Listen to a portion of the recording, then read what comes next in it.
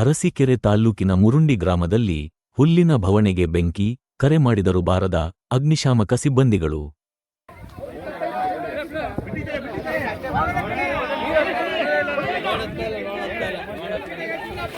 ಇಂದು ಮುರುಂಡಿಲಿ ಪ್ರಭಾಕರ್ ಅಂತ ಒಬ್ಬರು ರೈತರದು ಒಂದು 300ರಿಂದ 350 ಹೊರೆ ಹುಲ್ಲುವಷ್ಟು ಭವಣೆ ಬೆಂಕಿಯಿಂದ ಅನಾಹುತ ಆಗಿದೆ. ಇಲ್ಲಿ ನಮ್ಮ ಅರಸೀಕೆರೆಗೂ ಅಗ್ನಿಶಾಮಕ ದಳದಿಂದ 5 ಕಿಲೋಮೀಟರ್ ಇದೆ ಅಷ್ಟೇ ಮುರುಂಡಿ.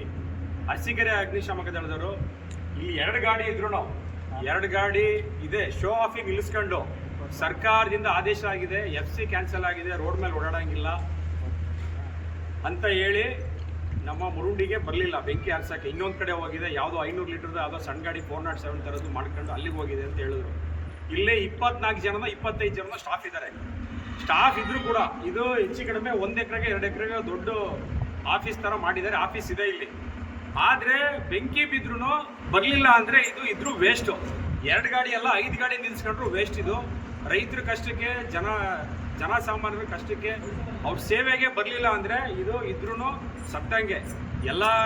ಎಲ್ಲ ಸೇವೆಗೂ ಬರಬೇಕು ಇವರು. ಎಲ್ಲಾದರೂ ಆಗಲಿ ಅರಸೀಕೆರೆ ತಾಲೂಕಲ್ಲಿ ಇನ್ನೊಂದು ಕಡೆ ಆಗಲಿ ಅಲ್ಲಿ ಫೋನ್ ಮಾಡಿದ್ರೆ ನಮ್ಮದು ಗಾಡಿ ಇಲ್ಲ ಸರ್, ಕಿತ್ತೂರಿಂದ ಕರೆಸ್ತೀವಿ, ಹಾಸನಿಂದ ಕರೆಸ್ತೀವಿ ಅಂತ ಹೇಳ್ತಾರೆ. ಅವರು ಬರಲಿಲ್ಲ.